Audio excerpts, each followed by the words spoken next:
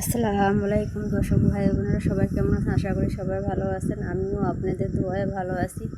এখানে আমি গরুর মাংস বসিয়ে দিলাম। গরুর মাংস ভালো করে কষিয়ে নিয়ে এখন আমি আজকে গরুর মাংস রান্না করতেছি। আমার মনটা আজকে অনেকটা ভালো নাই।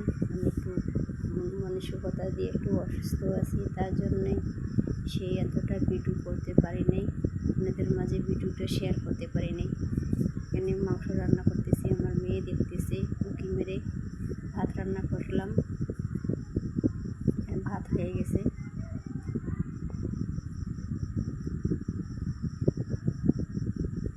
মাংসটা ভালো করে কষিয়ে নিয়ে ঢাকনা দিয়ে এখন চলে যাবো আলু কাটতে। গরুর মাংস দিয়ে আলু দিয়ে রান্না করা হবে। এখানে বিছনা চাদর আমি সুন্দর করে ঝেড়ে বসিয়ে নিলাম। রুমটা ক্লিয়ার করে নিলাম। আমার ছেলের মাদ্রাসার থেকে আসতেছে, সে রুমে থাকবে, তার জন্য ওর রুম পরিষ্কার করে নিলাম। এখানে আমার মাংসটা আমি ভালো করে কষিয়ে নিলাম। দেখুন, গরুর মাংস সিদ্ধ হয়ে আসলে কম কাটো হয়ে আসে। এখন মাংসটা প্রায় কষে শুকনো শুকনো হয়ে আসতেছে।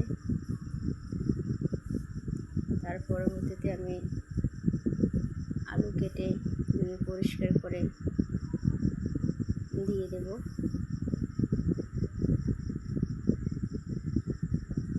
দেখুন আমার মাংসটা কষানো কেমন হচ্ছে, আপনাদের কাছে কেমন লাগছে মাংসটা দেখতে। এখন আমি আলু ধুয়ে এখানে দিয়ে দিব মাংসের মধ্যে। গরুর মাংস দিয়ে আলু কে কে খেতে পছন্দ করেন?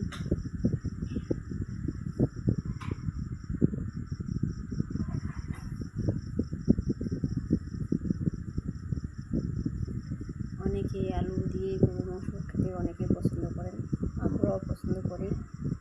আপনারা কে কীভাবে খান জানি না। আমি আজকে গরুর মাংস দিয়ে আলু দিয়ে রান্না করতেছি। প্রচণ্ড গরম পড়ছে, কারেন্ট গেলে গরমে থাকাই যায় না।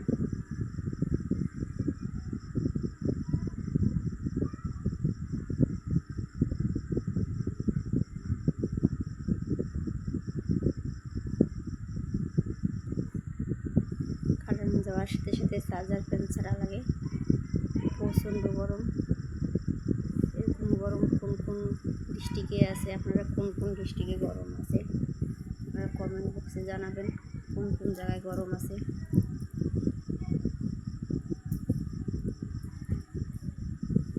আমি আলুটা কেটে দেওয়া হয়ে গেছে। এখন আমি আলুটা ধুয়ে পরিষ্কার করে এখন মাংসতে দিয়ে দেবো।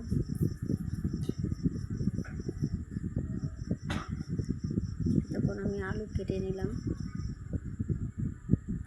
এখন মাংসটা কষিয়ে নিয়ে সেখানে আলু অ্যাড করব।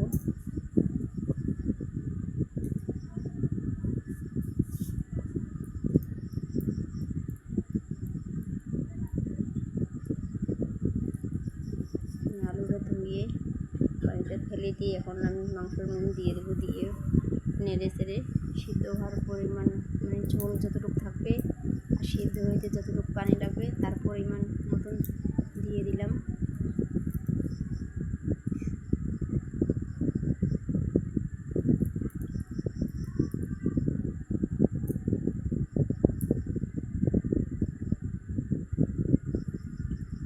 আলুটা দেওয়া হলে আমি ভালো করে কষিয়ে দেবো, একসাথে নিয়ে পানি দেবো। মাংস প্রায় একটু হালকা ডাট আছে, মাংস সিদ্ধ হবে। আমার মেয়ে দেখুন ছুনি নাড়তেছে লাড়ার জন্য, ছুনি গরম হয়ে গেছে আগুনের তাপে। আলুটা মাংসের সাথে মিশিয়ে পানি দিয়ে দেবো, দিয়ে ঢাকনা দিয়ে এরপর মতো তরকারি প্রায় 10 মিনিট জাল দিলে আলু সিদ্ধ হয়ে গেলে আমার তরকারিটা হয়ে যাবে। আপনারা কারা কারা গরুর মাংস দিয়ে আলু দিয়ে খেতে পছন্দ করেন?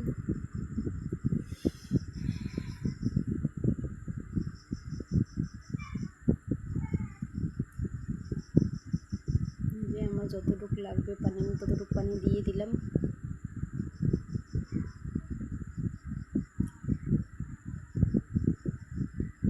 দর্শক বন্ধুরা, আমার ভিডিওটা যদি ভালো লাগে তাহলে আমার চ্যানেলটা সাবস্ক্রাইবার করে দিবেন, আমার চ্যানেলের পাশে থাকবেন।